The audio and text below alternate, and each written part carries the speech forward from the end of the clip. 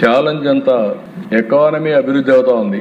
అభివృద్ధి అయినప్పుడు ఆటోమేటిక్ గా డబ్బులు సంపాదించే విధానంలో పిల్లలు దొరుకునే పరిస్థితి వస్తా ఉంది. దీని వల్ల చాలా దేశాలు ఇబ్బంది పడ్డాయి. అందుకే ఒక నూతనమైన విధానం కోసం ఈరోజు మేము ఆలోచించేది రెండో చైల్డ్ గాని 2 కంటే అబౌవ్ ఎంతమంది వాళ్ళు ఇచ్చేస్తే డెలివరీ సమయంలోనే 25,000 రూపాయలు ఆ పేరెంట్స్ కి డబ్బులు ఇస్తామని చెప్తున్నారు.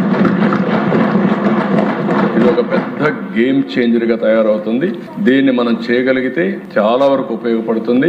ఇంకొక పక్కన ఇది కాకుండా మీరందరూ ఆలోచించినప్పుడు ఎవరైతే గవర్నమెంట్ లో పనిచేసే వాళ్ళందరికీ భార్య భర్త ఈక్వల్ పేరెంటింగ్ అది చేయాలనుకున్నప్పుడు మగవాళ్ళకు కూడా రెండో బిడ్డ అయితే 1 నెల అదనంగా పేరెంటింగ్ కోసం లీవ్ గ్రాంట్ చేస్తాం.